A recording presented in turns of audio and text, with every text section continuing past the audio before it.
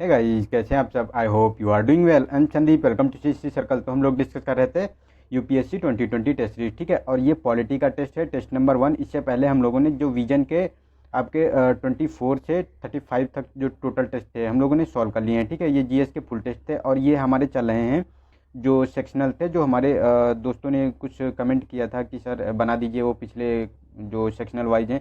तो ये पॉलिटी का सेकेंड पार्ट है, इसका फर्स्ट पार्ट आ चुका है 50 क्वेश्चन का, ठीक है। और अगर इसकी आप लोगों को पीडीएफ चाहिए तो मैंने टेलीग्राम का लिंक नीचे दे दिया है, आप वहाँ से टेलीग्राम को ज्वाइन कर लीजिए। वहाँ से आपको सारे पीडीएफ मिल जाएंगे, आपको वहाँ कोई भी प्रॉब्लम फेस नहीं करनी पड़ेगी, ठीक है। और अगर जो अदर वीडियो ये देखने हैं तो मैंने उनकी प्लेलिस्ट बना दी है। आप मेरे यूट्यूब चैनल के को सब्सक्राइब करें, उसके होम पेज पे जाएँ, ठीक है। उसमें प्लेलिस्ट बनी हुई है, आप वहाँ से देख सकते हैं, ठीक है। सारे के सारे वीडियो आपको मिल जाएंगे ताकि आप जो है एग्ज़ाम हॉल में कंफर्टेबल फील करें इन क्वेश्चनों को जब रिवाइज कर लेंगे, ठीक है। तो चलते हैं क्वेश्चन नंबर 51 पे। तो इसमें कहा गया है कि किसी राज्य में राष्ट्रपति शासन लागू करने हेतु निम्नलिखित में से किन किन परिस्थितियों को उचित माना जा सकता है। तो फर्स्ट है कि राज्य में कुप्रशासन, सेकेंड है जानबूझकर संविधान के विरुद्ध कार्य कर रही राज्य सरकार, सेकेंड थर्ड है कि राज्य सरकार द्वारा केंद्र सरकार के किसी संवैधानिक निर्देश की अवहेलना करना। तो देखो इसमें जो है सेकेंड और थर्ड इन दोनों को जो है इसमें माना गया है, क्योंकि अगर आप जानबूझकर किसी संविधान के विरुद्ध कार्य कर रही है कोई सरकार, राज्य सरकार, तो उसमें जो है राष्ट्रपति शासन लगाया जा सकता है। थर्ड में भी जो राज्य सरकार द्वारा केंद्र सरकार के किसी भी संवैधानिक निर्देश की अवहेलना करने पर इन दो आधारों पर राष्ट्रपति द्वारा शासन लगाया जा सकता है आर्टिकल 356 के अंतर्गत, ठीक है। राष्ट्रपति शासन लगाया जा सकता है राज्य में, लेकिन ये कुप्रशासन के अंतर्गत ये ऐसा कोई इसमें प्रोविजन नहीं किया गया है, क्योंकि ये जो आपको देखने को मिली थी सरकारिया आयोग की जो रिपोर्ट थी, ठीक है, उसके अंतर्गत जो कहा गया था इसमें सरकारिया आयोग की जो 1988 की रिपोर्ट थी और जजमेंट आया था बम्बई वाद का जो 1994 का, उसके अंतर्गत जो है ये कुप्रशासन उसमें सम्मिलित नहीं किया गया है, ठीक है। और ना ही मंत्रिपरिषद के पर भ्रष्टाचार या फिर राज्य वित्त के आधार पर राष्ट्रपति शासन लगाने के लिए ये मतलब 3 आधार नहीं इसमें सम्मिलित किए गए थे, लेकिन ये सम्मिलित हैं दोनों के दोनों। और इसके अंतर्गत और एक मतलब संविधान इसमें शामिल किया गया है, जब जैसे सरकार त्रिशंकु विधानसभा जहाँ हो, जैसे मतलब कोई भी सरकार बनाने के लिए सक्षम ना हो तब जो है वहाँ राष्ट्रपति शासन लगाया जा सकता है। इसके साथ साथ जैसे बहुमत दल का नेता जो है सरकार बनाने से इनकार कर दे तब भी जो है राष्ट्रपति शासन लगाया जा सकता है। तो हमारा सेकेंड और थर्ड इसमें सही हो जाता है, ठीक है। तो हमारा सी ऑप्शन इसका सही है, ठीक है। चलते नेक्स्ट क्वेश्चन में। नेक्स्ट में कहा गया है कि राज्य सरकार के मुख्य विधि अधिकारी के रूप में महाधिवक्ता के कर्तव्यों में सम्मिलित है। तो फर्स्ट है कि राज्य सरकार को विधि संबंधी ऐसे विषयों पर सलाह प्रदान करना जो राज्यपाल द्वारा संदर्भित किए गए हों। सेकेंड है कि विधिक स्वरूप के ऐसे अन्य कर्तव्यों का निर्वहन जो राज्यपाल द्वारा सौंपे गए हों। थर्ड है कि समझौता या सुलह केंद्र सरकार के मध्य विवाद में मध्यस्थता करना। फोर्थ है कि राज्य के न्यायिक निकायों में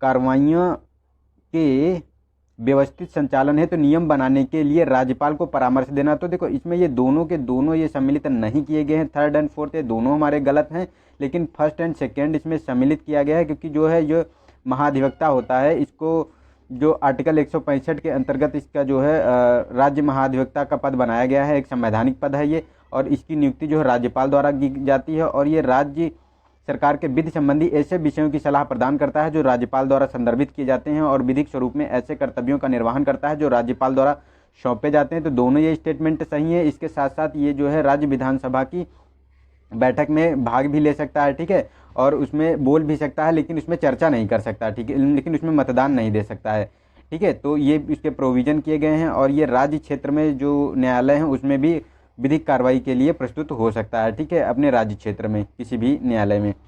तो हमारे फर्स्ट एंड सेकेंड इसमें सही हो जाते हैं, ठीक है।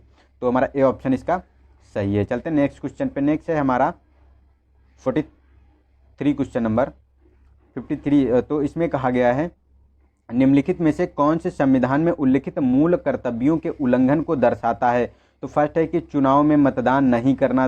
सेकेंड है कि भाषा या धर्म के आधार पर विभिन्न वर्गों के लोगों के मध्य शत्रुता को बढ़ावा देना। और थर्ड है कि दुर्लभ या लुप्तप्राय प्रजातियों का व्यापार करना। तो देखो इसमें ये दोनों सेकेंड एंड थर्ड दोनों शामिल हैं, लेकिन ये चुनाव में मतदान नहीं करना ये ऐसा कोई प्रोविज़न इसमें मूल कर्तव्यों के उल्लंघन में नहीं दर्शाया गया है, ठीक है। लेकिन ये भाषा और धर्म के आधार पर विभिन्न वर्गों के लोगों में मध्य चतुरता को बढ़ावा देना और दुर्लभ और लुप्तप्राय प्रजातियों का व्यापार करना, ये दोनों शामिल किए गए हैं। ये जो है आपको देखने को मिलता है जो हमारा वन्य जीव संरक्षण अधिनियम 1972 के अंतर्गत जो प्रोविजन किए गए हैं उसके अंतर्गत है। और अगर आप वन संरक्षण अधिनियम 1986 के को भी इसमें शामिल किया गया, अगर उसके भी कोई प्रोविजन को का आप उल्लंघन करते हैं तब भी आप जो है ये मूल कर्तव्यों के उल्लंघन को दर्शाते हैं। ठीक है, तो हमारे 2 और 3 मतलब डी ऑप्शन सही हो जाता है। ठीक है, चलते नेक्स्ट क्वेश्चन पे। नेक्स्ट है कि निम्नलिखित में से किनके द्वारा राष्ट्रपति के प्रसाद पर्यंत पद धारण नहीं किया जाता है। तो देखो इसमें कौन सा पद है जो राष्ट्रपति के प्रसाद पर्यंत धारण नहीं करता है। तो फर्स्ट ऑप्शन है महान्यायवादी, सेकंड है नियंत्रक महालेखा परीक्षक, थर्ड है कि संघ लोक सेवा आयोग के सदस्य और मुख्य निर्वाचन आयुक्त। तो देखो इसमें महान्यायवादी है, ये जो है इसमें शामिल नहीं है, क्योंकि जो राष्ट्रपति के प्रसाद पर्यंत जो है महान्यायवादी अपने पद का धारण करता है, तो ये हमारा इसमें शामिल नहीं होगा। तो हमारा नियंत्रक और लेखा परीक्षक, संघ लोक सेवा के सदस्य और मुख्य निर्वाचन आयुक्त, इन तीनों जो इनमें शामिल किए गए हैं जो राष्ट्रपति के प्रसाद पर्यंत पद का धारण नहीं करते हैं, क्योंकि इनका जो है संविधान में उल्लेख किया गया है कि इनका कैसे जो है रिमूवल होगा। इसमें जो उच्च न्यायालय का जो आपको देखने को मिलेगा, उच्चतम न्यायालय का जो न्यायाधीश होता है उसी के आधार पर, जिस प्रक्रिया के आधार पर उसे हटाया जा सकता है, उसी आधार पर इन तीनों संवैधानिक पदों से इन लोगों को हटाया जा सकता है। ठीक है, मतलब संबंधित मतलब सिद्ध कदाचार या अक्षमता या दिवालिया होने के आधार पर इन तीनों आधारों पर इन्हें हटाया जा सकता है। तो हमारा 2, 3 और 4 सही हो जाता है। ठीक है, और ये तीनों के तीनों संवैधानिक पद हैं और इसको भी महान्यायवादी को आर्टिकल 76 में संवैधानिक दर्जा दिया गया है, लेकिन इसके पद की व्याख्या नहीं की गई है कि इसका कार्यकाल कितना होगा। ठीक है, इसीलिए ये मतलब राष्ट्रपति के प्रसाद पर्यंत पद अपना धारण करता है। नेक्स्ट चलते हैं 55 में। इसमें कहा गया कि भारत में निर्वाचन क्षेत्रों के संदर्भ में निम्नलिखित तथ्यों पर विचार करना है। तो फर्स्ट है कि लोकसभा निर्वाचन क्षेत्रों की सीमाएं जिले की सीमाओं के समान है। सेकंड है कि प्रत्येक राज्य के एक संविधान निर्वाचन क्षेत्र के अंतर्गत कई लोकसभा निर्वाचन क्षेत्र आते हैं। तो देखो इसमें देखो कई लोकसभा के निर्वाचन क्षेत्र में, मतलब एक लोकसभा के निर्वाचन क्षेत्र में कई विधानसभा के आते हैं, ना कि लोकसभा के। तो ये हमारा गलत हो जाता है। और लोकसभा के क्षेत्र में सीमाएं और जिला का समान होते हैं, तो ऐसा भी नहीं होता है, क्योंकि क्या होता है कि जो लोकसभा का जो सीट होता है, ठीक है, तो ये 2, जैसे ये एक ये जिला हो गया और एक ये जिला है, ठीक है, 2 जिले हैं। तो इसमें क्या करते हैं, 2 क्षेत्रों को मिला के, मतलब 2 जिलों के क्षेत्रों को मिलाकर भी एक सीट डिक्लेयर कर देते हैं। एक यहाँ डिक्लेयर कर दी, एक यहाँ डिक्लेयर कर दी, मतलब 2 जिलों में जैसे 2 जिले हैं तो उसमें 3 जो है ये सीटें अलॉट कर दी, तो 2 मतलब क्षेत्र को मिला दिया जाता है। तो इसमें ऐसा जिलों की सीमाओं से कोई इसमें सीधा संबंध नहीं होता है। ठीक है, तो या 2 या 2 से अधिक या 3 भी हो सकते हैं ऐसे। ठीक है, तो हमारे दोनों के दोनों स्टेटमेंट गलत हो गए, तो हमारा डी ऑप्शन सही हो जाता है। ठीक है, चलते हैं 56 क्वेश्चन नंबर में। इसमें कहा गया कि निम्नलिखित में से किसे शासन की लोकतांत्रिक प्रणाली का लाभ नहीं माना जाता है।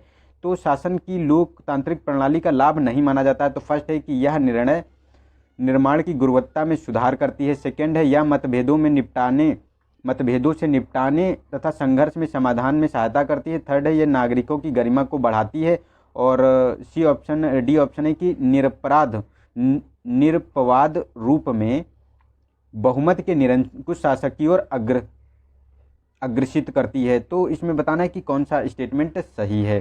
ठीक है, तो इसमें मतलब कौन सा मतलब लोकतांत्रिक प्रणाली का लाभ नहीं माना जा सकता है, इसके बारे में हमको बताना है। ठीक है, तो इसमें जो है डी ऑप्शन ये इसमें जो है नहीं माना जाता है, जो निरपराध रूप से निरपवाद रूप से बहुमत के निरंकुश शासन की ओर अग्रसरित करती है। ठीक है, तो इसको इसमें नहीं माना जा सकता। और ये तीनों के तीनों इसमें हैं जो मतलब इसमें माने जाते हैं, जो लोकतांत्रिक प्रणाली के लाभ हैं। ठीक है, जैसे निर्णय निर्माण की गुणवत्ता में सुधार करना, मतभेदों से निपटान एवं संघर्ष के समाधान में सहायता करना और नागरिकों के लिए गरिमा को बढ़ाना।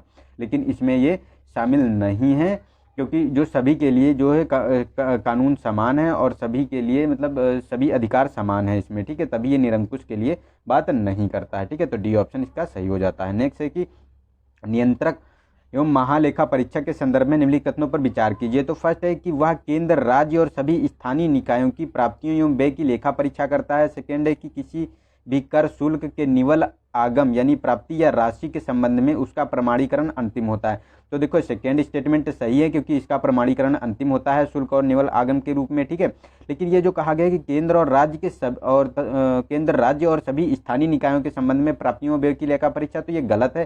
सभी जो है स्थानीय निकायों को इसमें नहीं किया जाता है। जो राज्य जो है अपनी निकायों के लिए जो कोई प्रोविजन करते हैं, ठीक है, तो उसके अंतर्गत ये मतलब उसकी लेखा परीक्षा कर सकता है, अन्यथा नहीं कर सकता है, ठीक है। तो इसमें कुछ ही राज्यों की स्थानीय निकायों को शामिल किया जाता है।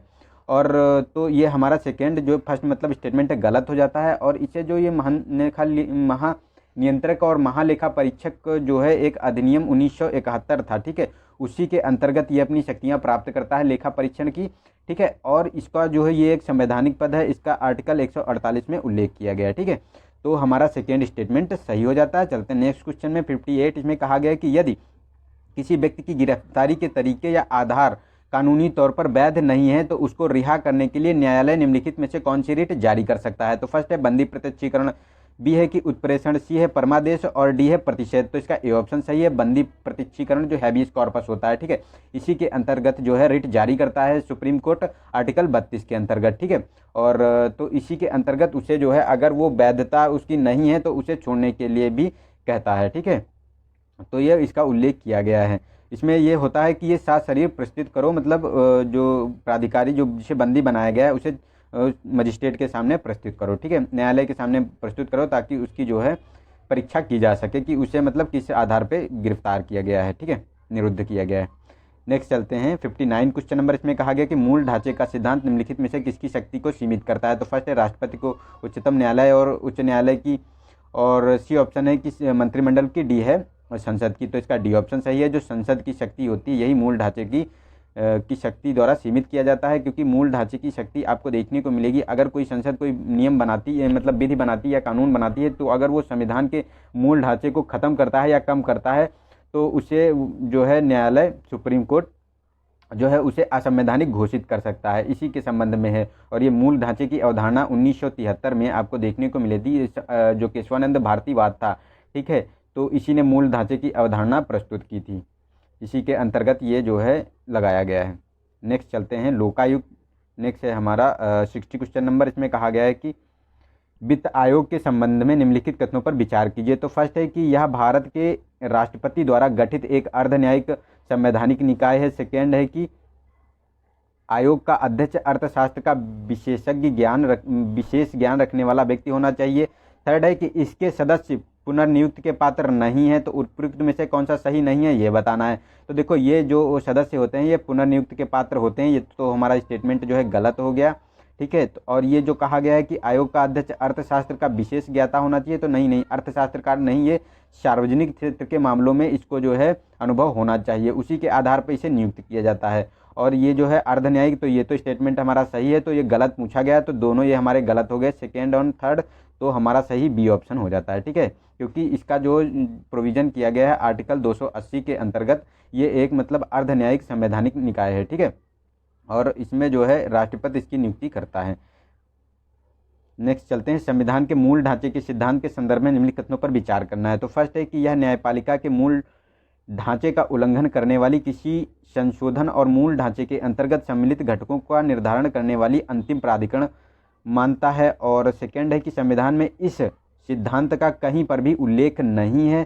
थर्ड है कि संविधान में कार्य संचालन की समीक्षा है, तो राष्ट्रीय आयोग ने मूल ढांचे का सिद्धांत का विरोध किया था, तो ये गलत है, इसने विरोध नहीं किया था, इसका समर्थन किया था, ठीक है, तो ये हमारा गलत हो जाता है। और यह इसका जो है मूल ढांचे में कहीं भी प्रोविज़न नहीं किया गया, तो ये सही है, क्योंकि केशवानंद भारती के बाद जो है वाद के बाद जो है ये 73 में लाया गया है, ना कि ये मूल ढांचा में था, ठीक है। और ये भी हमारा फर्स्ट वाला स्टेटमेंट भी सही है, क्योंकि ये न्यायपालिका के मूल ढांचे के उल्लंघन करने वाली संशोधन के मूल ढांचे के अंतर्गत सम्मिलित घटकों के निर्धारण करने वाली अंतिम प्राधिकरण मानता है, ठीक है। तो हमारा एक और दो दोनों स्टेटमेंट सही हो जाते हैं, थर्ड गलत है, तो हमारा सही हो जाता है बी ऑप्शन, ठीक है।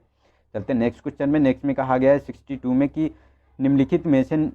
निम्नलिखित में से कौन मूल अधिकारों के तहत स्वतंत्रता के अधिकार का भाग है। तो फर्स्ट है कोई भी वृत्ति करने का अधिकार, सेकंड है देश से बाहर जाने का अधिकार, थर्ड है प्रारंभिक शिक्षा का अधिकार, ठीक है। तो जो है इसमें जो प्रोविज़न किए गए हैं, तो ये देखो ये तीनों के तीनों जो है आपको स्वतंत्रता के अधिकार के अंतर्गत शामिल किए गए हैं, क्योंकि कोई वृत्ति करने का अधिकार आर्टिकल 19 में किया गया है, ठीक है। और ये देश से बाहर जाने का ये आर्टिकल 21 में इसमें इसका प्रोविज़न किया गया है, और शिक्षा, प्रारंभिक शिक्षा का अधिकार आर्टिकल 21 में इसका प्रोविज़न किया गया है, ठीक है।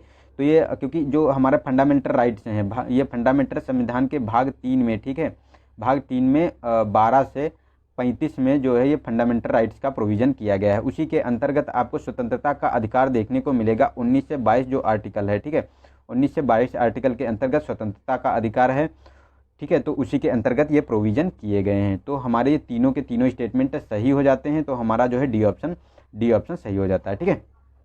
चलते हैं 63 में। तो इसमें कहा गया है कि लोकायुक्त के पद के संदर्भ में निम्नलिखित कथनों पर विचार कीजिए। तो फर्स्ट है कि भारत के सभी राज्यों और केंद्र शासित प्रदेशों द्वारा लोकायुक्त की नियुक्ति की गई है, और लोकायुक्त की नियुक्ति एक चयन समिति की अनुशंसा के आधार पर मुख्यमंत्री द्वारा की जाती है। तो ये गलत है, ये मुख्यमंत्री द्वारा नहीं की जाती है, इसकी नियुक्ति जो है राज्यपाल द्वारा की जाती है, ठीक है। तो ये हमारा स्टेटमेंट गलत हो गया, और सभी राज्यों में लोकायुक्त का जो है अभी भी सभी राज्यों में इसकी नियुक्ति नहीं की गई है, क्योंकि आपको पुडुचेरी है, तेलंगाना है, जम्मू कश्मीर ऐसे राज्य देखने को मिलेंगे जहां अभी भी इसकी नियुक्ति नहीं की गई है।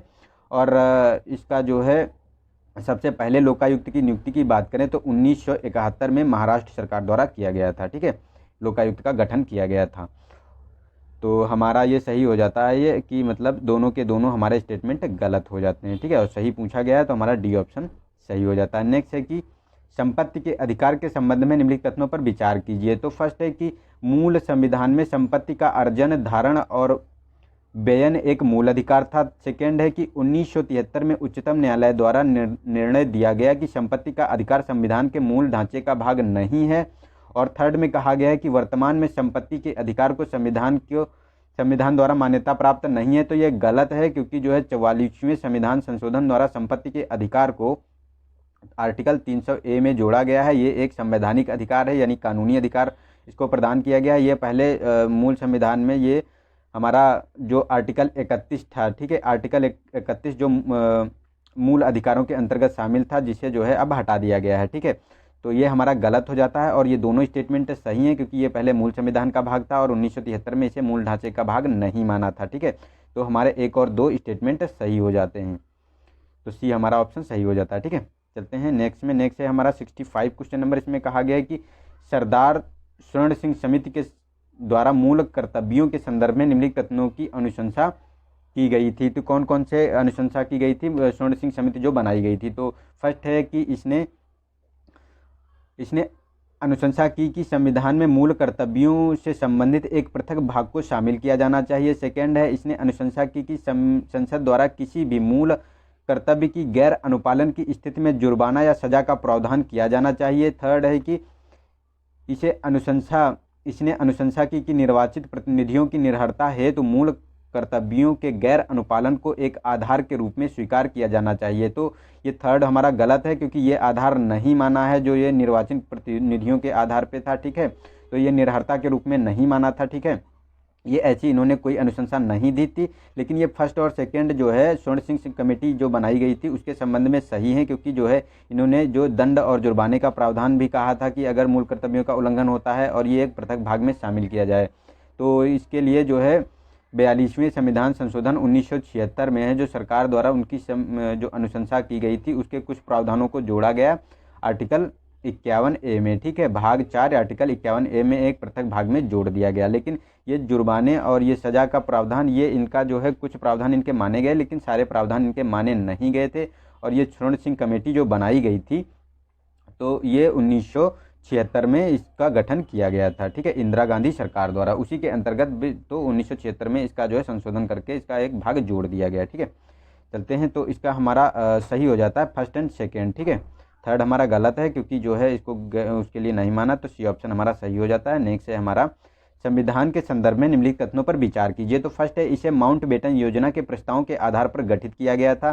सेकेंड है इसकी प्रथम बैठक का आयोजन भारत के स्वतंत्र होने के पूर्व किया गया था। और थर्ड है कि इसके सदस्यों को प्रांतीय विधानसभाओं के सदस्यों द्वारा अप्रत्यक्ष निर्वाचन के माध्यम से चुना गया था।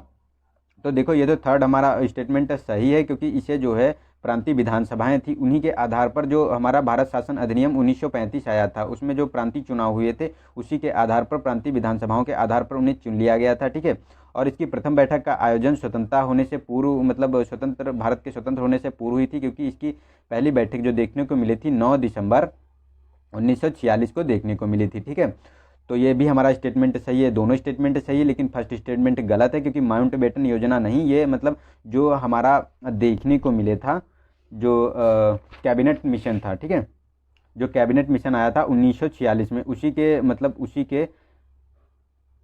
के प्रस्ताव के आधार पर संविधान सभा का गठन किया गया था। ठीक है, तो हमारा 2 और 3 स्टेटमेंट सही हो जाता है, फर्स्ट गलत है, तो हमारा सी ऑप्शन इसमें सही हो जाता है। ठीक है, चलते हैं नेक्स्ट क्वेश्चन पे। नेक्स्ट है 67 क्वेश्चन नंबर। इसमें कहा गया है कि हमारे संविधान के ढांचे के अंतर्गत कौन से अधिकार नागरिकों एवं विदेशियों दोनों को प्राप्त हैं। तो उनके बारे में बताना है कि कौन से अधिकार हैं जो नागरिकों और विदेशियों को प्राप्त हैं। तो फर्स्ट है कि प्राण और दैहिक स्वतंत्रता का अधिकार, सेकंड है धार्मिक स्वतंत्रता का अधिकार, थर्ड है वाक और अभिव्यक्ति की स्वतंत्रता का अधिकार, और अपराधों के लिए दोष सिद्धि के संबंध में संरक्षण। तो देखो जो अब विदेशियों और उसके बारे में बात करें तो इसमें देखो प्राण और दैहिक स्वतंत्रता ये विदेशियों और भारतीयों दोनों को प्राप्त है, धार्मिक स्वतंत्रता का भी अधिकार प्राप्त है, और अपराधों के लिए दोष सिद्धि के संबंध में संरक्षण ये भी उसका अधिकार प्राप्त है। ठीक है, लेकिन वाक और अभिव्यक्ति की स्वतंत्रता का अधिकार प्राप्त नहीं है, ये आर्टिकल 19 के अंतर्गत है। प्राण और दैहिक स्वतंत्रता 21 के अंतर्गत है, और धार्मिक स्वतंत्रता 25 के अंतर्गत है, आर्टिकल 25। और अपराध के लिए दोष सिद्धि के संबंध में संरक्षण की बात करें तो जो है ये आर्टिकल जो आपको देखने को मिलेगा आर्टिकल 20 के अंतर्गत इसका प्रोविज़न किया गया है। ठीक है, तो अगर हम बात करें तो इसमें देखो 1, 2 और 4 ऑप्शन सही हो जाता है, 1, 2 और 4। ठीक है, तो हमारा जो है 1 और 2, 4 सही हो जाते हैं। ठीक है, और इसके संबंध में थोड़ा सा डिटेल में बात कर लेते हैं। इसमें देखो जो है 5 आर्टिकल, जैसे आर्टिकल 15, आर्टिकल 16, आर्टिकल जो देखने को मिलेगा 19, आर्टिकल 29 और आर्टिकल 30 जो है, ये 5 जो आर्टिकलों का प्रयोजन किया गया है जो फंडामेंटल राइट्स हैं, ये केवल मतलब ये विदेशियों को प्राप्त नहीं है, ये केवल भारतीयों को प्राप्त हैं। ठीक है, केवल इंडियन को प्राप्त है, ना कि विदेशियों को। तो ये 5 आर्टिकल छोड़ के और लगभग सभी जो है आर्टिकल आपको मतलब देखने को मिलेंगे फंडामेंटल राइट्स जो विदेशियों को प्राप्त है। तो इसके अंतर्गत इसको डिटेल में देख लीजिएगा। ठीक है, तो चलते हैं नेक्स्ट क्वेश्चन पे। तो इसमें हमारा तो सही हो गया 1, 2, 3 बी ऑप्शन। ठीक है, नेक्स्ट है हमारा 68 क्वेश्चन नंबर। इसमें कहा गया कि उद्देशिका के बारे में बताना है कि भारत को एक संप्रभु राज्य घोषित करती है। तो इसका आशय है भारत पर किसी भी अन्य शक्ति का अधिकार नहीं है तथा यह अपने मामलों का निस्तारण करने हेतु स्वतंत्र है। सेकंड है कि भारत किसी भी विदेशी राज्य क्षेत्र को अधिग्रहण अथवा अपने राज्य क्षेत्र को किसी भी भाग को किसी अन्य देश को अध्यारोपित कर सकता है। ठीक है, अध्यार्पित कर सकता है। तो दोनों के दोनों स्टेटमेंट सही है, यही संप्रभुता जो है उद्देशिका में इसी का मतलब आधार बताया गया है। तो ये दोनों के दोनों स्टेटमेंट हमारे सही हो जाते हैं। ठीक है, तो ये हमारा इसी ऑप्शन सही हो जाता है 1 और 2। ठीक है, नेक्स्ट है 69 क्वेश्चन नंबर। इसमें कहा गया कि भारतीय संविधान का कौन सा अनुच्छेद निजता के को संरक्षण प्रदान करता है। तो ए ऑप्शन है कि अनुच्छेद 19, बी है अनुच्छेद 21 और सी है अनुच्छेद 25 और डी है आर्टिकल 29। तो देखो जो ये बी ऑप्शन सही है, आर्टिकल 21 के अंतर्गत इसको प्रोविज़न किया गया है जो निजता का अधिकार है, यानी मतलब गोपनीयता का अधिकार। तो ये जो केस पुट्टा स्वामी का केस हुआ था 2017 में, ठीक है, उसी के अंतर्गत इसे जो है आर्टिकल 21 के अंतर्गत निजता का अधिकार घोषित किया गया था। ठीक है, केस पुट्टा स्वामी, और ये प्राण और दैहिक स्वतंत्रता के अंतर्गत शामिल किया गया है। तो ये हमारा सही हो जाता है बी ऑप्शन। ठीक है, बी ऑप्शन हमारा सही हो जाता है। चलते हैं नेक्स्ट क्वेश्चन पे।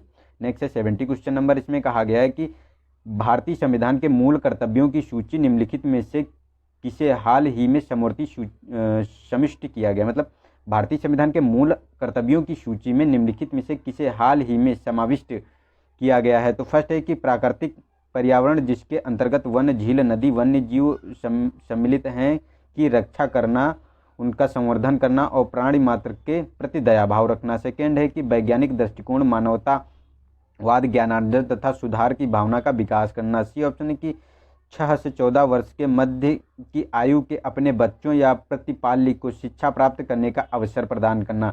डी ऑप्शन है हमारा कि व्यक्तियों और व्यक्तिगत और सामूहिक गतिविधियों के सभी क्षेत्रों में उत्कर्ष की ओर बढ़ने का सतत प्रयास करना। तो देखो ये सी ऑप्शन सही है। 14 से 6 वर्ष का जो बच्चों के लिए प्रतिपाल्य को शिक्षा प्राप्त करने का अवसर था, इसी को जो है ये बाद में इसको जो है शामिल किया गया है 86वें संविधान संशोधन द्वारा 2002 में, ठीक है, इसको शामिल किया गया है। ये जो है 6 से 14 वर्ष के बच्चों को अपने प्रतिपाल्य और शिक्षा को प्राप्त करने का अवसर प्रदान करना, ये मूल कर्तव्यों में शामिल किया गया है। पहले मूल कर्तव्य थे जब 42वें संविधान संशोधन में जोड़े गए थे तो 10 मूल कर्तव्यों को रखा गया था, उसके बाद ये 11वां मूल कर्तव्य जोड़ा गया है। तो अब इस समय वर्तमान में 11 मूल कर्तव्य हैं, ठीक है। चलते नेक्स्ट क्वेश्चन पे। तो नेक्स्ट है हमारा 71। इसमें कहा गया कि हमारे संविधान निर्माताओं द्वारा जनप्रतिनिधियों के चयन की पद्धति के रूप में चुनाव में स्वतंत्र राजनीतिक प्रतिस्पर्धा को अपनाया गया है, क्योंकि यह है तो यह राजनीतिक दलों की विचारधाराओं में विभेद उत्पन्न करती है। सेकेंड है किसी भी राजनीतिक दल की सत्ता प्राप्त करने की इच्छा को पूरा करती है। थर्ड सी ऑप्शन है कि चुनाव जीतने के लिए निष्पक्ष और नैतिक साधन सुनिश्चित करती है। डी है कि लोगों के मुद्दों को उठाने के लिए राजनीतिक दलों को प्रोत्साहन प्रदान करती है। तो इसका डी ऑप्शन है। जो कहा गया है कि संविधान निर्माताओं द्वारा जनप्रतिनिधियों के लिए चयन पद्धति के रूप में चुनाव में स्वतंत्र राजनीतिक प्रतिस्पर्धा को अपनाया गया, इसीलिए कि वो मतलब राजनीतिक दलों को प्रोत्साहन प्रदान कर सके लोगों के मुद्दों को उठाने के लिए, ठीक है। तो डी ऑप्शन हमारा सही हो जाता है। चलते हैं नेक्स्ट क्वेश्चन पे। तो नेक्स्ट है इसमें निम्नलिखित में से किसे संसद के किसी सदस्य के समान सभी विशेषाधिकार और उन्मुक्तियां प्राप्त हैं। तो ए ऑप्शन है मुख्य निर्वाचन आयुक्त, बी है मुख्य सतर्कता आयुक्त और सी ऑप्शन है महान्यायवादी, डी है नियंत्रक और महालेखा परीक्षक। तो इसका सी ऑप्शन सही है, जो नियंत्रक और महालेखा परीक्षक होता है, ठीक है। इसका उल्लेख जो किया गया है आर्टिकल 76 में किया गया है, ठीक है। इसी को जो है जो प्राप्त शक्तियां प्राप्त हैं कि ये जो संसद के दोनों सदनों में भाग ले सकता है, ठीक है, उसमें बोल सकता है और संयुक्त बैठक में भी भाग ले सकता है, लेकिन मतदान नहीं कर सकता है। और सदस्य जो वहाँ संसद की समितियां बनाई जाती हैं उसका सदस्य भी बन सकता है, लेकिन मतदान नहीं कर सकता। ये सारे इससे विशेषाधिकार प्राप्त होते हैं, ठीक है। इसका जो है क्षेत्र में उल्लेख भी किया गया है। चलते हैं नेक्स्ट क्वेश्चन पे। तो नेक्स्ट है 73 क्वेश्चन नंबर। इसमें कहा गया है कि भारतीय संविधान के अनुच्छेद 13 के अंतर्गत विधि की सीमा के अंतर्गत निम्नलिखित में से कौन से शामिल हैं। तो फर्स्ट है संसद द्वारा पारित स्थायी विधियां, सेकेंड है राष्ट्रपति द्वारा प्रख्यापित अध्यादेश और प्रत्यायोजित विधान। तो ये तीनों को तीनों इसमें शामिल किया गया है। जो आर्टिकल 13 है इसमें राज्य की परिभाषा दी गई है, ठीक है। तो इसमें जो है संसद के द्वारा प्राप्त विधियां हैं, अध्यादेश हैं और प्रत्यायोजित विधान में आपको देखने को मिलेगा जैसे आदेश हैं, नियम हैं, विनियम हैं, अध्यादेश हैं, ठीक है। तो इनको और उपविधि जो बनाई जाती है वो सब इसमें शामिल किए गए हैं। इसके अंतर्गत आपको देखने को मिलेगा जो ये विधि जो होती है गैर विधायी विधियों के जो स्वरूप होते हैं उसमें जो होता है रूढ़िवादी और प्रथा होता है उसको भी शामिल किया गया है इसमें, ठीक है। तो हमारा जो ये डी ऑप्शन इसका सही हो जाता है, ठीक है। चलते हैं नेक्स्ट क्वेश्चन पे। नेक्स्ट है 74। इसमें कहा गया कि भारतीय संविधान ने असीमित संघवाद की अवधारणा को अपनाया है। असीमित संघवाद की अवधारणा का उद्भव होने का कारण है। तो फर्स्ट है केंद्र सरकार को प्रदत्त आपातकालीन शक्तियां, सेकेंड बी है कि राज्यपालों को नियुक्त करने की केंद्र सरकार की शक्ति और सी है कि 7वीं अनुसूची की तीनों सूचियों पर केंद्र सरकार का प्राधिकार, डी है कि विभिन्न राज्यों के दर्जों के संबंध में संविधान द्वारा प्रदत्त विभिन्नताएं। तो इसका डी ऑप्शन सही है। जो असीमित संघवाद की बात करता है ये जो है विभिन्न राज्यों के दर्जों के संबंध में संविधान द्वारा प्रदत्त विभिन्नताएं, क्योंकि देखो कुछ राज्यों को ध्यान में रखते हुए उनकी विशिष्ट परिस्थितियों को ध्यान में रखते हुए आर्टिकल 371 के अंतर्गत विशेष दर्जा प्रदान किए गए हैं, ठीक है। जैसे मतलब 10 राज्यों को विशेष दर्जा प्रदान किए गए हैं 371 ए से लेकर जे तक, ठीक है। ये विशेष दर्जा प्रदान किए गए हैं। उनकी मतलब जो टेरिटोरियल बाउंड्री या फिर इंटरनेशनल बाउंड्री लगती है या फिर उनका पिछड़ा वर्ग पिछड़ी जनजातियां उसमें वहाँ निवास करती हैं या उनका हिली एरियाज़ है, तो ऐसे मतलब उनके मापदंड रखे गए हैं। उसी के अंतर्गत विभिन्न राज्यों के दर्जों के संबंध में बताया गया है, ठीक है। तो डी ऑप्शन इसका सही हो जाता है। नेक्स्ट है कि हमारा 75 इसमें कहा गया कि डाइसी द्वारा परिकल्पित विधि के शासन के तत्वों में से निम्नलिखित में से कौन भारतीय राजनीतिक प्रणाली पर लागू होते हैं। तो फर्स्ट है कि संविधान देश में प्रचलित साधारण विधि की परिणति है, सेकेंड है विधि के समक्ष समता और स्वच्छाचारी शक्तियों की अनुपस्थिति। तो देखो इसमें सेकेंड और थर्ड को अपनाया गया है। जो डायसी थे ये मतलब ब्रिटिश न्यायवादी थे, ठीक है। उन्हीं के द्वारा ये विधि के शासन के तत्वों के बारे में परिभाषित किया गया है कि इनके समक्ष विधि के समक्ष समता और स्वच्छाचारी शक्तियों की अनुपस्थिति। मतलब स्वच्छाचारी शक्तियों की अनुपस्थिति मतलब अगर वो किसी विधि का कोई व्यक्ति उल्लंघन करता है उसी आधार पर उसे जो है दंड दिया जाए, ना कि अन्य आधार पे, ठीक है। तो इसका ये उसमें प्रोविज़न किया गया है। इसमें ये सम्मिलित नहीं किया गया साधारण विधि से परिणित, ठीक है। तो ये हमारा गलत है, लेकिन 2 और 3 सही है, तो बी ऑप्शन हमारा सही हो जाता है, ठीक है। 2, 3 नेक्स्ट है 76, इसमें कहा गया है कि निजी संपत्ति के अधिग्रहण के संदर्भ में राज्य द्वारा क्षतिपूर्ति के अधिकार की गारंटी प्रदान की जाती है। तो फर्स्ट है जब राज्य किसी अल्पसंख्यक शैक्षिक संस्थान की संपत्ति का अधिग्रहण करता है। सेकेंड है जब राज्य उस संपत्ति का अधिग्रहण करता है जो परिवार की महिला मुखिया के नाम पर होता है। थर्ड है कि राज्य उस संपत्ति का अधिग्रहण करता है जिस पर कोई व्यक्ति व्यक्तिगत रूप से कृषि कर रहा हो या भूमि संविधिक सीलिंग सीमा के भीतर हो। फोर्थ है कि जब राज्य किसी धार्मिक संगठन से संबंधित भूमि का अधिग्रहण करता है। तो देखो इसमें जो कहा गया है, तो इसमें देखो फर्स्ट ऑप्शन सही है और थर्ड सही है, क्योंकि इसमें जब राज्य किसी अल्पसंख्यक शैक्षिक संस्थान की संपत्ति मतलब आर्टिकल 30 के अंतर्गत जब वो ग्रहण करता है, मतलब किसी संपत्ति का अधिग्रहण करता है, तो वो क्षतिपूर्ति की गारंटी प्रदान करता है। ठीक है, और इसी संबंध में जब राज्य संपत्ति का अधिग्रहण करता है, ठीक है, जिस संपत्ति पर कोई व्यक्ति व्यक्तिगत रूप से कृषि कर रहा हो या भूमि संवैधानिक सीलिंग सीमा के भीतर हो, ठीक है, तो उसके संबंध में भी ये मतलब क्षतिपूर्ति के आधार पर बाजारी मूल्य पे गारंटी देता है। लेकिन ये जो सेकेंड और इसमें कहा गया है कि जब राज्य किसी धार्मिक संगठन से संबंधित भूमि का अधिग्रहण करता है, तो वो मतलब अनिवार्य नहीं है कि मतलब वो गारंटी देता है, लेकिन हाँ उसका मुआवजा तो दिया जाता है, लेकिन ऐसा नहीं है कि अनिवार्य है, वो दे भी सकता है और नहीं भी दे सकता है, जैसा उनका मतलब प्रोविज़न हो उनके विधि के अनुसार। ठीक है, तो उस अनुसार ये देंगे। ठीक है, और सेकेंड में भी यही प्रोविज़न है, तो हमारा फर्स्ट एंड थर्ड सही हो जाता है इसका।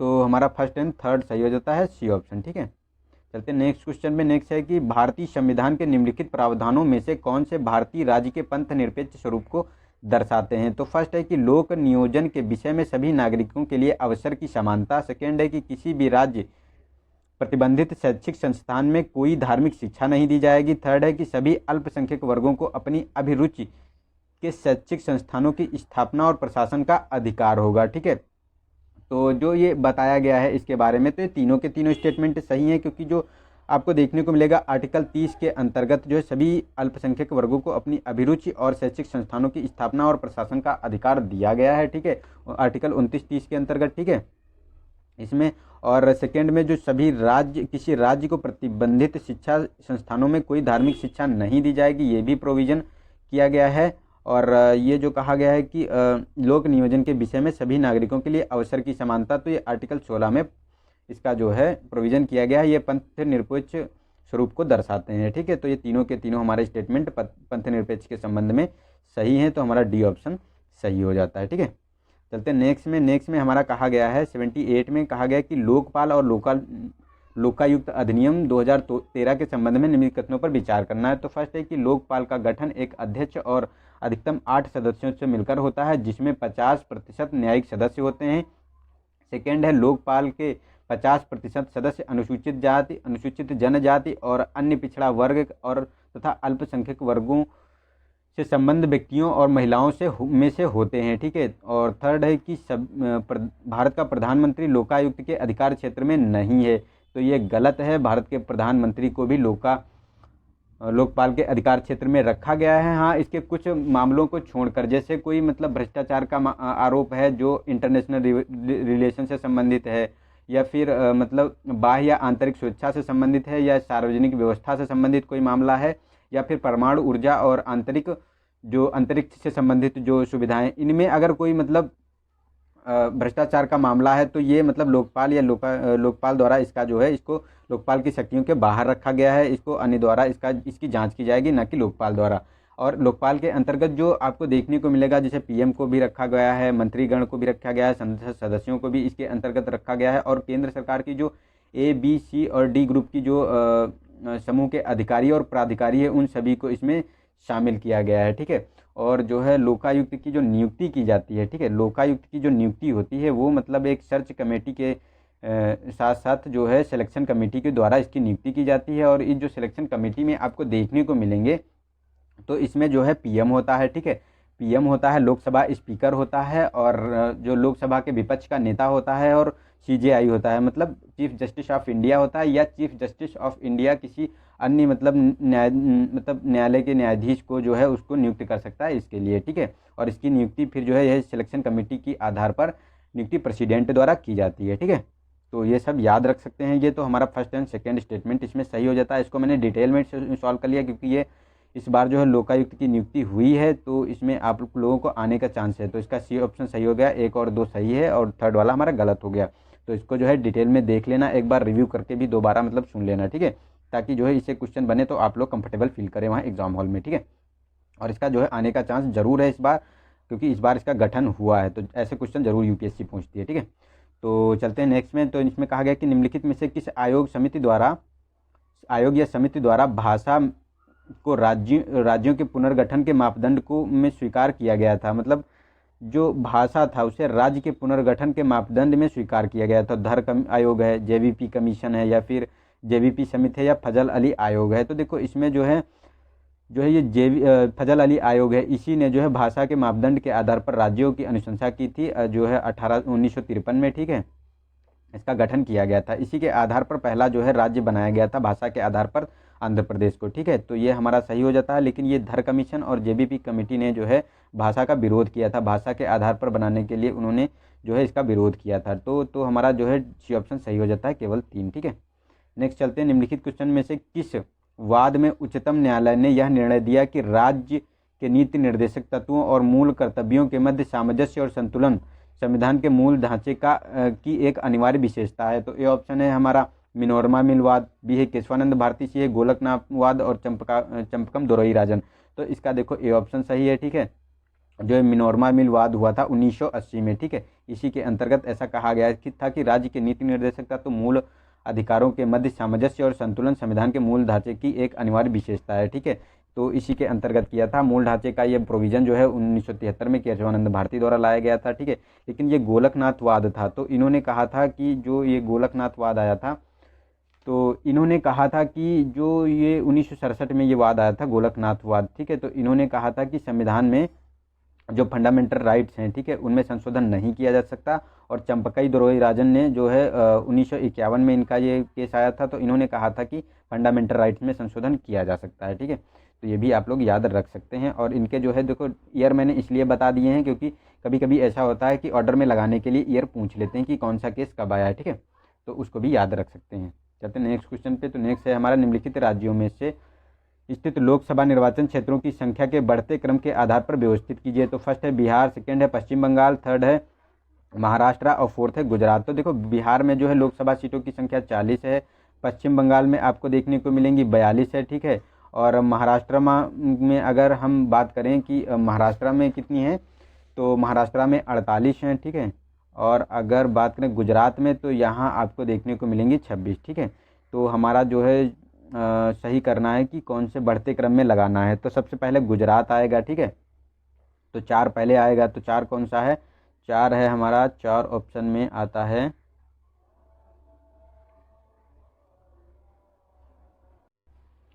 तो हमारा 4 आता है, देखो 4 1 3, ठीक है। तो इसमें ये हमारा बी ऑप्शन सही हो जाता है। और सबसे ज़्यादा अगर ये लोकसभा सीटों की संख्या बात करें कि कहाँ है, तो यूपी में है, ठीक है। उत्तर प्रदेश में 40 आपको जो है 80 सीटें देखने को मिलेंगी, ठीक है। और सबसे कम की अगर हम बात करें तो मिजोरम में 1 सीट है, ठीक है। नागालैंड में भी 1 है और सिक्किम में भी 1 सीट इनकी देखने को मिलती है, ठीक है।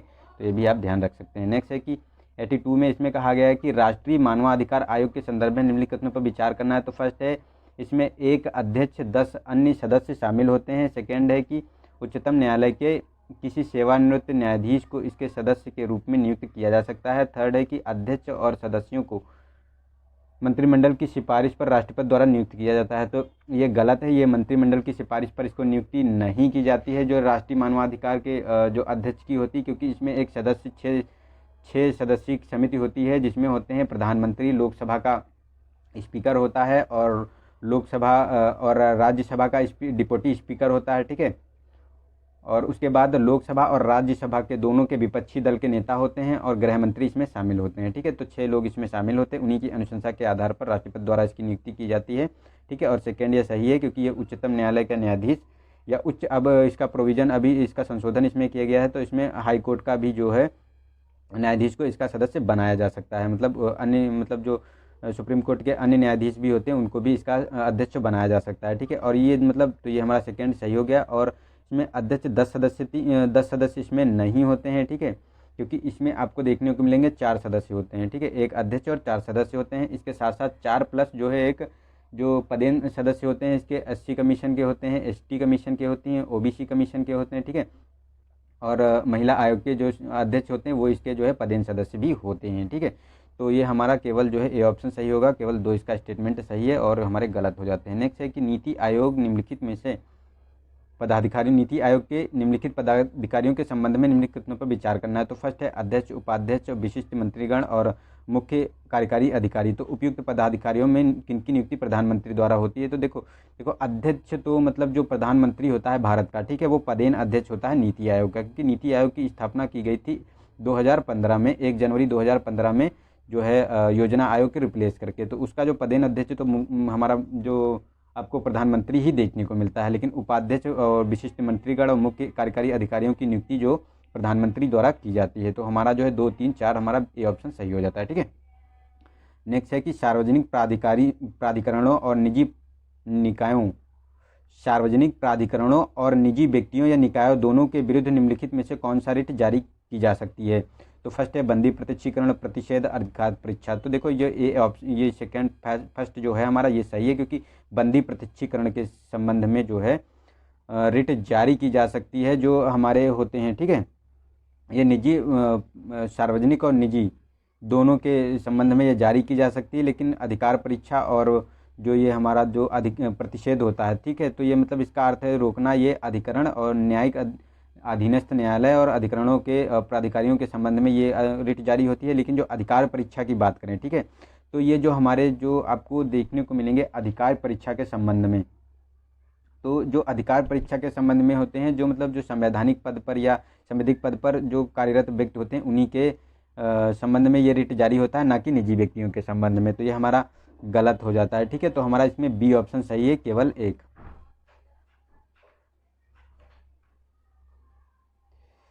तो चलते हैं नेक्स्ट क्वेश्चन में, ठीक है। नेक्स्ट है हमारा राज्य मानवाधिकार आयोग के संबंध में निम्नलिखित कथनों पर विचार करना है। तो फर्स्ट है कि यह केवल 7वीं अनुसूची में शामिल राज्य सूची के अंतर्गत उल्लेखित विषयों के संबंध में मानवाधिकार के उल्लेख की जांच करता है। सेकंड है यह न्यायालय के में लंबित मानवाधिकारों के उल्लंघन से संबंधित किसी भी कार्रवाई का हस्तक्षेप कर सकता है। तो देखो ये तो हमारा सेकेंड स्टेटमेंट सही है, क्योंकि लंबित मानवाधिकार उल्लंघन से संबंधित किसी भी कार्रवाई का हस्तक्षेप कर सकता है, लेकिन ये केवल 7वीं अनुसूची में शामिल जो है राज्य सूची प्लस समवर्ती सूची दोनों के संबंध में ये है विषय जो है उसके उल्लंघन के संबंध में जांच कर सकता है, ठीक है।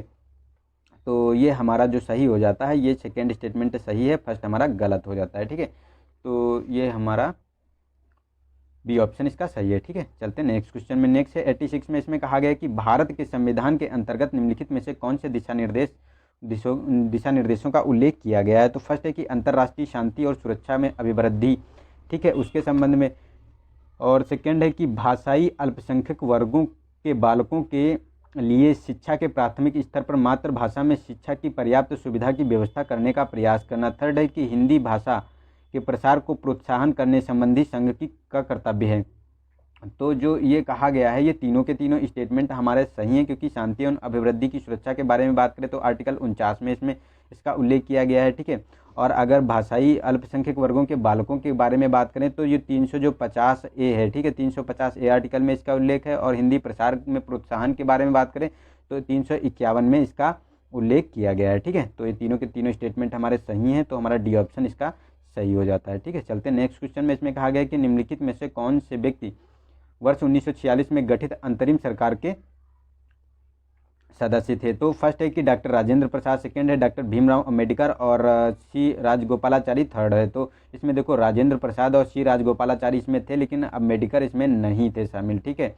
इनके अंतर्गत और आपको देखने को मिलेगा सरदार पटेल इसमें थे, जान मथाई थे और जगजीवन राम थे, सरदार बलदेव सिंह थे और लियाकत अली, सी राजगोपालाचारी, ये लोग इसमें शामिल हुए थे जो अंतरिम सरकार का गठन हुआ था, ठीक है, 1946 का। तो इसमें 1 और 3 हमारा स्टेटमेंट बी सही हो जाता है, ठीक है। नेक्स्ट है 88 क्वेश्चन नंबर। इसमें कहा गया है कि भारत एक लोकतांत्रिक गणराज्य है। भारतीय राज्य व्यवस्था के संदर्भ में गणराज्य शब्द का अर्थ है राजनीतिक संप्रभुता का लोगों में निहित होना और सभी सार्वजनिक पदों पर बिना किसी भेदभाव के प्रत्येक नागरिक के लिए खुला होना। तो दोनों के दोनों स्टेटमेंट ये सही हो जाते हैं। जो गणतंत्र के बारे में बात करता है तो ये हमारा जो है सी ऑप्शन सही है, ठीक है। नेक्स्ट है 89, इसमें कहा गया है कि सिविल सेवकों के चयन और भर्ती की एक खुली प्रतियोगिता प्रणाली पहली बार आरंभ हुई थी? तो ए ऑप्शन है कि 1853 चार्टर अधिनियम द्वारा, सेकंड बी है कि 1833 चार्टर अधिनियम द्वारा, या फिर 1773 के रेगुलेटिंग एक्ट द्वारा, डी ऑप्शन है 1784 का पिट्स इंडिया एक्ट। तो देखो ये हमारा जो ये ऑप्शन सही है, जो चार्टर अधिनियम आया था 1853 का, ठीक है। इसी के अंतर्गत फिर मैकाली समिति बनाई गई थी और खुली जो है सिविल सेवकों के लिए खुली प्रतियोगिता परीक्षा प्रणाली पहली बार शुरू हुई थी, ठीक है। चलते हैं नेक्स्ट क्वेश्चन में। इसमें कहा गया संथानम समिति रिपोर्ट 1962 से 64 द्वारा निम्नलिखित में से किस निकाय की सिफारिश की गई थी? तो केंद्रीय सूचना आयोग, केंद्रीय सतर्कता आयोग, बी ऑप्शन है, सी ऑप्शन है कि राष्ट्रीय मानवाधिकार, डी है निर्वाचन आयोग। तो इसका बी ऑप्शन सही है, जो केंद्रीय सतर्कता आयुक्त सीवीसी कमीशन है, ठीक है, सेंट्रल विजिलेंस कमीशन, ठीक, इसके बारे में इसने सिफारिश की थी और इसे 2003 में इसे सांविधिक मतलब स्टेचुअरी स्टेटस दे दिया गया था, सांविधिक दर्जा दे दिया गया था, ठीक है। नेक्स्ट चलते हैं। निम्नलिखित में से किस अधिनियम द्वारा भारत में पोर्टफोलियो प्रणाली को मान्यता प्रदान की गई थी? तो फर्स्ट है भारत शासन अधिनियम 1858, बी ऑप्शन है भारतीय परिषद अधिनियम 1861 और सी है भारतीय परिषद अधिनियम 1892, सी है कि चार्टर अधिनियम 1853। तो इसका देखो बी ऑप्शन सही है, जो हमारा चार्टर अधिनियम भारतीय परिषद अधिनियम 1861 था, इसी के अंतर्गत पोर्टफोलियो प्रणाली को मान्यता प्रदान की गई थी, ठीक है। नेक्स्ट चलते हैं कि वित्तीय आपातकाल के संदर्भ में निम्नलिखित कथनों पर विचार करना, नहीं अरे सॉरी छूट गया हमारा है 72 क्वेश्चन नंबर, ठीक है। सॉरी मैंने जो है फ्लो में उधर ही जा रहा था, कोई नहीं, चलो। भारतीय संविधान के भाग 4A के अंतर्गत मूल कर्तव्यों का महत्व है। तो इसमें भाग 4 के बारे में बात किया गया। 4A जो है तो ये समाज विरोधी और राष्ट्र विरोधी गतिविधियों के विरुद्ध चेतावनी के रूप में कार्य करते हैं। सेकेंड है ये विधि की संवैधानिक वैधता की जांच और निर्धारण में न्यायालयों की सहायता करते हैं। थर्ड है ये राज्य द्वारा किए जाने वाले उल्लंघन के विरुद्ध लोगों की सहायता और स्वाधीनता की रक्षा करते हैं। तो ये तीनों के तीनों हमारे स्टेटमेंट सही हैं, क्योंकि ये जो फंडामेंटल ये हमको मूल कर्तव्य देखने को मिले थे, जो भाग 4 के 51A में जोड़े गए थे, ठीक है, सरदार स्वर्ण सिंह कमेटी के द्वारा जोड़े गए थे, ठीक है, 42वें कॉन्स्टिट्यूशन अमेंडमेंट के द्वारा। तो तीनों के तीनों स्टेटमेंट हमारे सही हो जाते हैं, डी ऑप्शन हमारा सही है, ठीक है। चलते हैं नेक्स्ट क्वेश्चन में। इसमें कहा गया कि निम्नलिखित में से राज्य के नीति निर्देशक तत्व मूल संविधान के भाग नहीं थे। तो इसमें कौन से हैं तो ये बताना है। तो फर्स्ट है कि सामान्य न्याय को बढ़ावा देना एवं निर्धनों को निःशुल्क सहायता उपलब्ध कराना। बी है पर्यावरण का संरक्षण तथा संवर्धन और वनों एवं वन्यजीवों की रक्षा करना। थर्ड है कि सहकारी समितियों के स्वैच्छिक निर्माण, लोकतांत्रिक नियंत्रण और व्यावसायिक प्रबंधन को बढ़ावा देना, ठीक है। तो ये तीनों के तीनों जो स्टेटमेंट है, तीनों जो है ये मूल संविधान के भाग नहीं थे, इनको बाद में जोड़ा गया 42वें संविधान के संशोधन के द्वारा, जो निःशुल्क और विधिक सहायता जो है और सामान्य न्याय को बढ़ावा देने के लिए 42वें कॉन्स्टिट्यूशन अमेंडमेंट द्वारा 39A में जोड़ा गया है, ठीक है। और पर्यावरण संरक्षण के को भी जो है 42वें संविधान संशोधन द्वारा 48A में जोड़ा गया है, ठीक है। लेकिन जो लोकतांत्रिक जो सहकारी समितियों को स्वैच्छिक निर्माण के लिए ये 43 में जोड़ा गया है, आर्टिकल 43B में जोड़ा गया है, ठीक है। और ये जो है 44वें संविधान संशोधन द्वारा जोड़ी गई थी, ठीक है। तो हमारा डी ऑप्शन सही हो जाता है, सभी के सभी हमारे स्टेटमेंट सही हैं, ठीक है। चलते नेक्स्ट में। इसमें कहा गया कि 95 में निम्नलिखित में से किसके द्वारा संवैधानिक संशोधन विधेयक को पारित करने में अनिवार्य भूमिका निभाई जाती है। तो अनिवार्य भूमिका के संबंध में बात करना है। तो फर्स्ट है कि लोकसभा, राज्यसभा, राज्य विधानसभाएं और विधान परिषदें। तो इसमें देखो जो लोकसभा और राज्यसभा को जो है अनिवार्य जो भूमिका निभाई जाती है संविधान संशोधन में। तो हमारा एक और दो स्टेटमेंट सही हो गया ये ऑप्शन, ठीक है। क्योंकि क्या होता है कि जैसे अभी आप लोगों को कन्फ्यूजन हो जाएगा, क्योंकि कुछ संविधान होते हैं, संविधान संशोधन होते हैं जिसमें विधानसभाएं भी शामिल होती हैं, जिसमें आधी राज्यों की विधानसभाएं द्वारा पारित कराना होता है उसमें, लेकिन सभी में नहीं होता है। तो अनिवार्य के लिए पूछा गया, इसीलिए इसको शामिल नहीं किया गया, वरना विधानसभाएं भी शामिल हो जाती, क्योंकि जो जीएसटी का जो अमेंडमेंट किया गया था 101 अमेंडमेंट कॉन्स्टिट्यूशन अमेंडमेंट किया गया था, तो उसमें कहा गया था कि जो संविधान का जो संशोधन है तो लोकसभा, राज्यसभा और उसके साथ साथ विधानसभाएं भी शामिल थी। लेकिन जो अभी 102 संविधान संशोधन हुआ था अन्य पिछड़ा आयोग के लिए, ठीक है, इसमें केवल लोकसभा और राज्यसभा में बिल्कुल 2/3 बहुमत से पारित करके राष्ट्रपति के पास भेज दिया गया था और राष्ट्रपति ने उसमें सहमति दे दी, तो जो है वो एक मतलब बन गया, अमेंडमेंट हो गया उसका, ठीक है। तो इसीलिए जो अनिवार्य के बारे में ये जो है विधानसभाएं शामिल इसमें नहीं है, ठीक है। नेक्स्ट है 95, इसमें कहा गया कि वित्तीय आपात के संदर्भ में निम्नलिखित कथनों पर विचार कीजिए। तो फर्स्ट है कि वित्तीय आपात की उद्घोषणा करने में राष्ट्रपति का समाधान अंतिम होता है और इसे किसी भी न्यायालय में प्रश्नगत नहीं किया जा सकता। सेकेंड है, इसको 1 वर्ष से अधिक समय तक जारी रखने संबंधी प्रस्ताव को संसद के किसी भी सदन द्वारा साधारण बहुमत से पारित किया जाना चाहिए। थर्ड है कि भारत में अभी तक वित्तीय आपात की उद्घोषणा नहीं की गई। तो थर्ड स्टेटमेंट हमारा सही है, अभी तक कोई भी वित्तीय उद्घोषणा नहीं की गई है, ठीक है। लेकिन जो कहा गया है तो ये सेकेंड में गलत है, क्योंकि जो है जब आर्टिकल जो है 360 के अंतर्गत अगर वित्तीय आपात की घोषणा की जाती है राष्ट्रपति के द्वारा तो क्या होता है कि उसमें जो है 2 महीने से पूर्व जो उसको कराना 2 महीने से पूर्व दोनों जो हमारी लोकसभा और राज्यसभा है, ठीक है, उनसे जो है उसका अनुमोदन की आवश्यकता होती है, वरना उसको जो है निरस्त घोषित कर दिया जाएगा। और अगर एक बार ये मतलब पारित हो जाता है दोनों सदनों से तो इसको जो है अनिश्चित काल के लिए ये लागू रहता है जब तक इसे वापस ना लिया जाए, ठीक है। तो ये हमारा जो है गलत हो जाता है। और इसमें जो कहा गया है तो ये प्रश्नगत है, इसे जो है जुडिशियल रिव्यू के अंतर्गत रखा गया है, तो ये भी हमारा स्टेटमेंट गलत हो जाता है, तो बी हमारा सही है, ठीक है। चलते नेक्स्ट क्वेश्चन में। इसमें कहा गया है कि मूल अधिकारों से संबंधित विभिन्न उपबंधों में प्रयुक्त राज्य की परिभाषा के अंतर्गत निम्नलिखित में से किन्हें सम्मिलित किया गया है। तो देखो, राष्ट्रीय शैक्षिक अनुसंधान एवं प्रशिक्षण परिषद और सार्वजनिक क्षेत्र की इकाइयां और पंचायतें, तो इन सभी को इसमें शामिल किया गया है। आर्टिकल जो है 12 जो वो राज्य की परिभाषाओं के बारे में बात करता है, उसमें इन सभी को शामिल किया गया। जो मतलब संस्थाएं नियम या अधिनियम या कोई मतलब प्राधिकारी या अधिकरण है, अगर वो नियम बनाते हैं, ठीक है, या विधि बनाते हैं, तो उन्हें राज्य की परिभाषा के अंतर्गत सम्मिलित कर लिया जाता है, ठीक है। तो तीनों के तीनों स्टेटमेंट हमारे सही हैं। नेक्स्ट है कि भारतीय संविधान की उद्देशिका के संदर्भ में निम्नलिखित कथनों पर विचार करना है। तो उद्देशिका ना तो विधायिका की शक्ति का स्रोत है और ना ही शक्तियों पर प्रतिबंध आरोपित करती है। सेकेंड है, यह न्यायालय में गैर न्यायोचित है। और थर्ड है कि सर्वप्रथम बेरूबरीवाद में उद्देशिका की संशोधनीयता को वैधानिकता प्रदान की गई थी, तो ये गलत है, ये बेरूबरीवाद में नहीं कहा गया था, ठीक है। जो संविधान के बारे में ये उद्देशिका के बारे में, क्योंकि जो केशवानंद भारती का जो 1973 का वाद हुआ था उसी के अंतर्गत इन्होंने ये संविधान का भाग माना था और कहा था इसमें सकारात्मक जो है संशोधन किए जा सकते हैं, ना कि नकारात्मक। कहा था कि अगर इस संविधान का कोई मूल ढांचा प्रभावित होता है तो उसमें संशोधन नहीं किया जा सकता, ठीक है। तो ये हमारा गलत हो गया और ये गैर न्यायोचित है, मतलब इसको जो है न्यायालय द्वारा इसे लागू नहीं कराया जा सकता, ठीक है। और ये फर्स्ट भी हमारा सही हो जाता है स्टेटमेंट है, तो 1 और 2 ये सही है, ए ऑप्शन, ठीक है।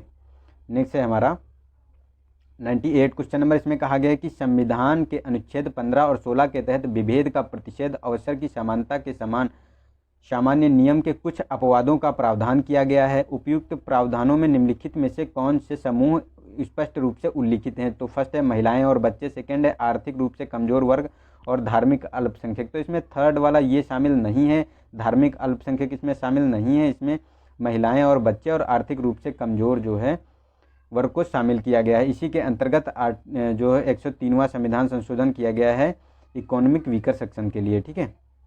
तो इसी के अंतर्गत किया गया है, तो हमारा जो है 1 और 2 इसमें सही हो जाता है, ठीक है। 1 और 2 इसमें स्टेटमेंट सही हो जाता है। तो चलते हैं नेक्स्ट क्वेश्चन पे। इसमें कहा गया है कि निम्नलिखित में से कौन सा संविधान संशोधन मूल कर्तव्यों से संबंधित है, उन्हें प्रभावित करते हैं। तो मूल कर्तव्यों से संबंधित है या उन्हें प्रभावित करते हैं उसके बारे में बताना है। तो फर्स्ट है 42वां संविधान संशोधन, 44वां संविधान संशोधन, 96वां संविधान संशोधन। तो देखो इसमें जो ये हमारा 42वां संविधान संशोधन है ये उसे प्रभावित करता है, या मतलब उसमें संशोधन जो 42वें संविधान संशोधन द्वारा जो है मूल कर्तव्यों को जोड़ा गया था 1976 में, इसीलिए जो इसके बारे में बात करता है। और ये दोनों इससे कोई इसका संबंध नहीं है मूल कर्तव्यों से। और इसके अंतर्गत जो 42वें संविधान संशोधन के अंतर्गत जो स्वर्ण सिंह कमेटी के अंतर्गत 10 जो है उसको प्रोविज़न किया गया था, 10 मूल कर्तव्य जोड़े गए थे भाग 4 के संविधान के भाग 4A में 51A आर्टिकल के अंतर्गत, ठीक है। उसके बाद जो है 46वां संविधान संशोधन एक और किया गया जो 2002 में, ठीक है। उसके अंतर्गत एक 11वां जो है जो ये संविधान जोड़ा गया था, मतलब एक 11वां मूल कर्तव्य जोड़ा गया था इसके अंतर्गत, ठीक है। तो हमारा सही हो जाता है केवल एक सी ऑप्शन। नेक्स्ट है कि राष्ट्रीय आपात के अनुमोदन और इसे जारी रखने की प्रक्रिया के संदर्भ में निम्नलिखित कथनों पर विचार करना है। तो फर्स्ट है, राष्ट्रीय आपात की उद्घोषणा को इसे जारी होने की तिथि के 1 माह के भीतर संसद के दोनों सदनों द्वारा अनुमोदित किया जाना चाहिए। सेकेंड है, आपातकाल को जारी रखने का अनुमोदन करने वाली प्रत्येक प्रस्ताव को संसद के किसी भी सदन द्वारा विशेष बहुमत से पारित किया जाना चाहिए। थर्ड है कि इसे जारी रखने की अस्वीकृत करने वाले प्रस्ताव को संसद के किसी भी सदन के द्वारा साधारण बहुमत से पारित किया जाना चाहिए। तो ये गलत है थर्ड वाला, क्योंकि ये जो उसे अगर रद्द करना हो, मतलब अस्वीकृत यानी उसे अगर राष्ट्रीय आपात को रद्द करना हो, ठीक है, तो ये लोकसभा के साधारण बहुमत से इसे पारित होना चाहिए, तो इसे रद्द कर दिया जाएगा, ठीक है, राष्ट्रपति द्वारा।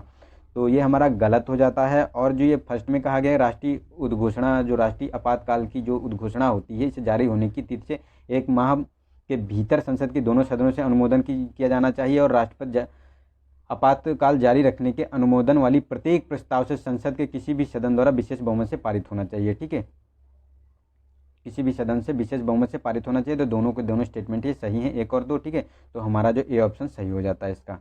तो और ये जो राष्ट्रीय आपात की जो बात करें, तो ये आर्टिकल जो है 352 के अंतर्गत इसका प्रोविज़न किया गया है। तो यहाँ हम लोगों ने जो है ये 50 क्वेश्चन आज के फिर से कंप्लीट कर लिए हैं, ठीक है।